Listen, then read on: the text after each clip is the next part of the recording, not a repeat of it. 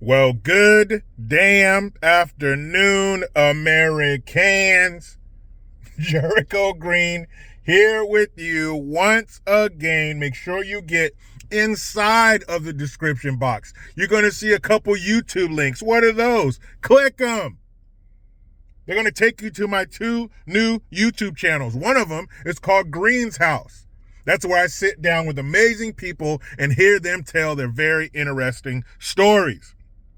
The other one, Stop the Fuckery, STF. That's where me and my man Gian, we sit down every other Thursday and figure out how can we fix this shit? What is the fuckery and how do we stop it?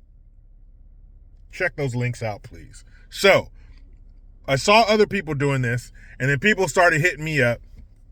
Jericho, do a review of that movie, Leave the World Behind. And I guess it was produced by the Obamas. Barry and his boy, his boo, Mike Obama, the retired NBA power forward, right? No. Michelle. I don't know, the Obamas. We don't know who has the dick in that house. But it was supposedly, I didn't look it up to verify this, but from what I've heard, it was produced by the Obamas. What is it about? Spoiler alert. So, the movie starts with this couple. It's Julia Roberts and Ethan Hawke, also starring Kevin Bacon.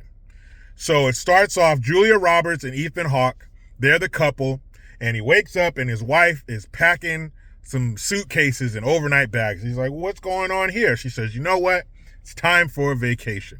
We needed, instead of just talking about it, I need to just do it. So I just started packing. That way we had to go through with it. So you start off thinking, okay, we've all been there.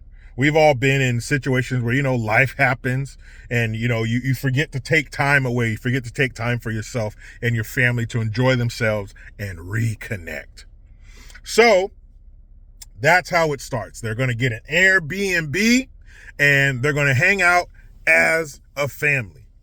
So you can already tell right off the bat that this is going to be some she wears the pants in the family. She's like a female hyena. Don't they have like a fake dick? I think they really do. But she's the man in the relationship. She's the masculine energy. He's kind of okay, dear. Just, he has a weak handshake. If you shook his hand, you pop some of his knuckles because his hand's so soft. You're like, man, is your hand wrapped in Charmin? Why is it so soft?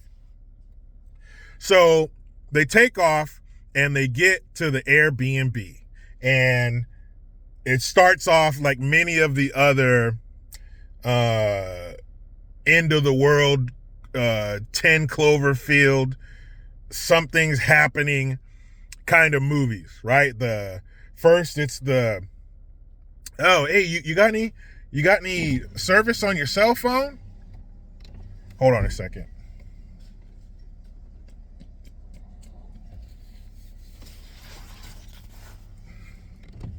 I'm at the park with my son. He's riding his bike around, and he just gave me his jacket. And before we left the house, I said, it looks a little warm. You're wearing a sweatshirt and a jacket. You might get too hot. No, I won't. 10 minutes in, who brings me the jacket? Huh? Do you think maybe parents know better? Anyway. So it starts with hey, I don't have service on my phone. What about you? And they look, oh, I don't have service on mine either. Oh, maybe a cell tower's down. But, they explain it away. So then after the first night of the Airbnb or whatever, they get a knock at the door. So remember, I said it's Ethan Hawke and Julia Roberts as the parents, and they have a son and a daughter. The son's probably 15 or 16, and the daughter's like 12 or 13 or something. So they get a knock at the Airbnb. Who could this be? And it's a black man and a black woman.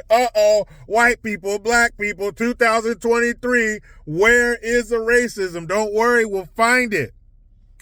So the guy tells him, yeah, we were in the city. This is in New York, right? We were in the city. The power went out or something. Something happened. So we decided to come back home so we can instead of getting a hotel or something, getting stuck in the city, we decided to come back home. And they're like, wait a minute, what? You own the house? And so then they ask him, do you own the house? Hold on a second. He's bringing me a sweatshirt. All right, come on, man. Thank you. What do I know? You have too many clothes on. No, I don't. So anyway, of course, when the black man and the black woman show up to the house that the white people are in, well, they're not going to believe them. They're like, you live here? Now, of course, if you weren't looking for racism in all the wrong places, if you weren't wooking Penub, huh? What TV show is that from? If you're not wooking Penub in all the wrong places, if you're not looking for racism around every corner, under every stone, you would be like, yeah, most people would be like that no matter what color you are. You're showing up here in the middle of the night telling me this is your house? Of course, most people would be a little apprehensive about that. No one's going to be like, oh, your house? Come on in. No, it's an Airbnb. You're not supposed to be here. This is weird. But of course, they make it as they don't believe they live there because they're black and it's a nice house. It is a really nice house. One of those like contemporary kind of sterile, a lot of sharp edges, not very warm, a lot of windows. They're a very contemporary looking house. So, no, we really do live here and blah, blah, blah. So anyway, Julia Roberts, her character's like, nah, fuck that. But Ethan Hawke being a little, he says, no, honey, let him in. It's okay. And she's the one who's like, nah, fuck that. We don't trust him, blah, blah, blah. Totally being the man in the situation. So they let the black man and the black woman and it's father and daughter.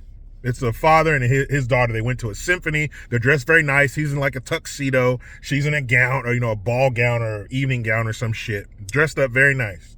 So they let him in the house. And they're like, well, it's the middle of the night. We'll sort this out in the morning. We'll sleep upstairs in the bedroom where we slept last night. And he's like, no problem. We'll sleep in the basement. And so you've probably seen, this is the part of the trailer that's out there. So the father and the daughter, even though it's their house, they agree to sleep in the basement. And we're not talking about a Home Alone basement where it's the washer and the dryer and the evil furnace in the corner. No, this is like a basement that's been turned into basically an apartment. It's nice. They got a nice bed down there and furniture. Really nice. But it's his house. But just to be cool, we'll sleep down here. You sleep up there. So this is the scene in the trailer where they're sleeping, and the daughter says, well, one thing you can't trust is white people, and she's the angry little activist. She's been to the BLM protests, and I'm not saying that's in the movie, but that's the kind of person she is. She's a young, angry little black person. White people this, white people that. The dad, to his credit, is more understanding, trying to explain to her, but she's a little, no, well, they're white. So you got that undertone to the whole fucking movie, this kind of racial tension between them. Eventually, they grow to trust each other because it's over a couple days. And so now all these other things are happening. Well, let's go to town and see if we can meet with somebody or find somebody who could tell us what's going on. Maybe somebody's been listening to the radio. Maybe they have cell service. So when they first get there, they stop at the store, and that's where you see Kevin Bacon. You see him loading up his truck with cases of water and beans and all that kind of shit, some doomsday prepper shit. So Ethan Hawke the next day, oh, well, I'll go to town and see if we can find just a little bitch. He's just a weak little beta male bitch. Like, I'm surprised he didn't sleep with his knees up around his ears, like holding his legs up in case she wanted to peg him in the middle of the night. Ridiculous. So she's the masculine energy. She says fuck a lot. And he's just a weak little, oh, honey. So he goes to town to see what he can find, right? And he gets to town and nobody knows shit. Nobody's around. So he's heading back. Oh, no, my bad. First, him and his family, they go to the beach.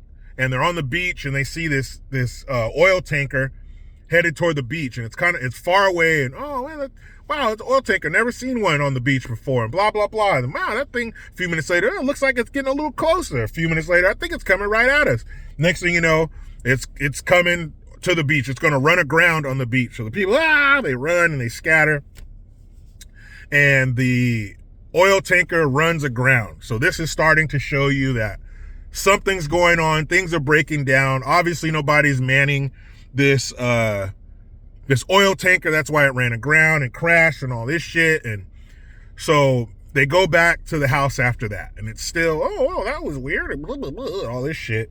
It was a lot of situations where, with a simple question or conversation, shit should have been figured out, but people are keeping things to themselves. And later they mentioned, oh, by the way, earlier today, we saw an oil tanker run aground at the beach.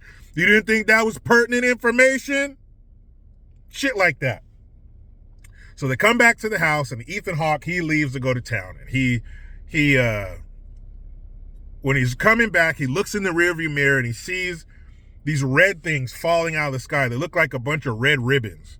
And there's millions of them. They're falling out of the sky. They're blocking out the sun. There's so many of them, and they're falling. And he's trying to outrun this cloud of red things that are falling out of the sky. So you're thinking, man, is that some alien shit? Do the aliens spray that shit out? Or what is that? And so he eventually gets engulfed in the cloud of red things that are falling. And it turns out they're these little leaflets. And it says shit in Arabic on one side. There's a bunch of sentences. And on the other side, it just says one sentence, all in Arabic. So he comes back to the house, and what'd you find out? And he's, honey, what's wrong? He can't even talk. Get your fucking self together, man. So he finally tells him, I was coming back from town and all these things fell, and he hands one of the leaflets to him, and his son goes, oh, that says death to America. They're like, what? How do you know that? Oh, I saw this thing online and blah, blah, blah. I don't know what the other part says, but that definitely says death to America. So that's the first inclination that it's terrorists or something. And so, like, we got to get the fuck out of here, blah, blah, blah. So the husband, Ethan Hawke, and the black dude, they're like, well, let's go down the road to our neighbor's house and see if we can get some help. Because early in the movie, the son and the daughter were out exploring, and he got bit by something. Some bug bit him in the ankle. And he's like, oh, ow, bug bit me, no big deal. One of those things, one of those tropes where you get bit, like, oh, what was that? Oh, no big deal. Later in the movie, he's getting more pale and shit. Hey, are you okay? No, I'm fine. Don't worry about me. He's, clammy skin. He's getting worse. So they say, well, let's go to the neighbor's house and see if he has any antibiotics.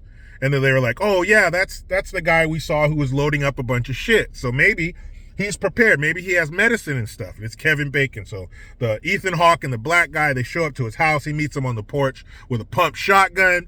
What the fuck do you guys want? Hey, it's me, so-and-so. We're neighbors. What's the problem? Nah, fuck that. I'm protecting my family. We don't know what's going on. Maybe you're one of them. What? No, we've been neighbors. We're friends, man. What do you mean, help me? And he wants antibiotics for his son. Oh, my son is sick. Ethan Hawke, please help me. He ends up getting on his knees and begging this guy, please help my son. Now, I have kids. If they were in need of medication or something, and there was somebody who had it, would I resort to begging to save my kid's life? Of course. But in this movie, it's just further evidence of him being a bitch. Please. He's just such a... Anyway. So they finally end up trading him or something, or they convince him to give them the antibiotics. And they get him and shit, and he basically tells them, hey, I've been seeing this, Kevin Bacon, the conspiracy theorist. I've been seeing this for months and blah, blah, blah, and it's probably North Korea and all this shit. He's the far right-wing conspiracy theorist. That's who Ethan Hawke is playing here. So he's the Trump supporter. So anyway, all this shit starts happening, and they're figuring this out, and they're getting the radios coming in little bits, and today in New York, and the terrorists, they're getting little bits and pieces, right? So anyway, they all leave. We got to get out of here. So Ethan Hawke and Julia Roberts and their kids, they get in the car and they start driving. And here's another scene that you might have saw in the trailer. There's a bunch of white Teslas that are all crashed into each other. And you're like, what the fuck is that? So what happened was they go to this road and they come to all these crashed white Teslas that are blocking the road. Now they can't go. And they're looking and they're like, no one's in those cars. And then so they look behind them and here comes a white Tesla. Oh, maybe somebody's in the car. So Julia Roberts, she gets out of the car and walks over to the wrecked Teslas and realizes, oh shit, they crashed themselves. So she runs, but Ethan Hawke is like, oh, we'll go over here. Hey, wait, help us. Stop. And she's like, get in the car. What? Get in the fucking car. Why, honey? Wait, blah, blah. So he gets in the car and the Tesla flies by him and boom, crashes. So now you know that whoever this is they've hacked the self-driving vehicles and they're just crashing into each other. And so he's totally the woman. And, the woman would be like, honey, let's go talk to him and get some help. Get in the fucking car. But that's Julia Roberts because now women are men are women. Women they can take charge and they can lead. They can be the man, blah, blah, blah. So anyway, they end up on a hill or something and they can see into New York City. And you see this mushroom cloud and all these cars wrecked and burning on the fucking bridges and stuff going in to and from New York City. And you realize that it's this terrorist attack on New York City and they just detonated a nuke and the movie ends. That shit was stupid. However long that movie was, that's how much time I need back from the company that made this movie. That shit was dumb.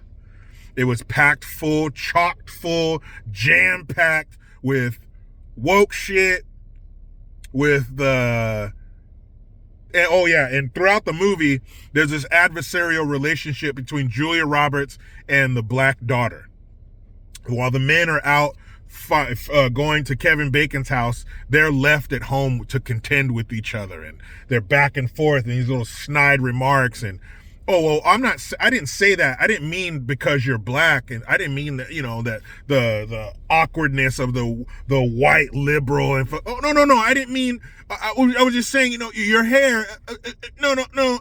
I didn't mean it because your skin. It's just stupid shit like that. The daughter is an insufferable little shit with no life experience who doesn't take the time to use common sense and think, well, maybe the lady meant this. Maybe this wasn't a fucking racial attack on me. It was stupid as fuck. And speaking of stupid, the only reason I started watching this next movie I'm about to mention is because it was free. But the Barbie movie, I heard a bunch of shit about it, and it came on, and I got about 30 minutes in, and I'm like, what the fuck? There's a Ku Klux trans member in there. Ken and all the men are in Barbie land. When they're in the Barbie land, they're a bunch of bitches. When they cross over into the real world, men are just mansplaining. And there's a scene where a secretary, a woman, she walks up to this group of men talking. They go, psh, not right now. And she just kind of backs away like, oh, yes, patriarchy. Oh, man. The Barbie movie, if some of those libs of TikTok teachers, and the blue-haired fucking metal all in their face, it's ma'am! Ah! The lady who screamed after the Trump was elected, if all the psychos, the fringe psycho leftist commie turds, if they got together and you get like a reel from a movie, you get film from a movie, and you put it in the room and they all fucked it. If they all fuck this movie with their dildos and their makeshift DIY Ku Klux trans dicks or whatever, that's what this movie is. It's a byproduct of them fucking a movie. It is terrible. And here's probably the worst parts. Some of the Barbies were ugly. Some of the Barbies were fat. Barbie is traditionally pretty. She's beautiful. Barbie is a beautiful woman, and girls, you can be whatever you want. So you got the Barbie nurse and the Barbie this and the Barbie that. It's for girls to say you can be whatever you want and be beautiful too. But there's the beginning of the movie's in Barbie land, and there's some thing going on. Barbie's sitting next to this woman, like, she has like big old buck teeth. She could fucking bite an apple through a fence. They're all ugly and shit with like half their head shaved. One of them's a fucking tranny. What? It is garbage. But in a nutshell, the Leave the World Behind, that movie sucks. Like, it's Hollywood, other than a few, Sound of Freedom, Equalizer 3, Top Gun, Maverick, other than a handful of movies, is Hollywood incapable of making good movies again? Are they incapable of taking an original idea and making a good movie out of it? Let me know. I wait with bated breath in the comment sections. Give me hope. Because from what I've seen, all the new movies coming out, most of them, 99% of them, absolutely suck pee holes. Terrible. With huge money behind them. If you're a movie company, Netflix, or it's on Netflix, or did Netflix pay for it? I don't know. But if you're a huge movie company where you can afford to have Julia Roberts, Ethan Hawke, and Kevin Bacon, granted this isn't 1988 or 1990, and they're at the height of their movie stardom, they're still A-list actors. At least Julia Roberts, Ethan Hawke's a B+, Kevin Bacon's maybe A-, B+. But you're able to afford big names, the quality of the movie, the CGI and all that shit, and you still give us, like, has Hollywood turned into a dog's asshole? Like, if you're on the outskirts of Hollywood and you're with binoculars and you're looking at Hollywood, is it a giant puckered dog's asshole? Because I'm asking, because all Hollywood seems to give us is dog shit. So it must be a dog's asshole. Must be a dog asshole. Right? If all we get is dog shit, then that must be a dog's asshole. Terrible. Don't worry about leaving the world behind. Leave this fucking movie behind. But you know how it goes. I try to be done with the left, but they keep making shitty movies. Make sure you hit that subscribe, hit that notification bell, because every time it rings, a piece of shit lefty cries. Make sure you hit the link in the description box to like and subscribe to my new YouTube channels, and hit that Teespring link to get some merch. I am Jericho Green. Man, I'm out.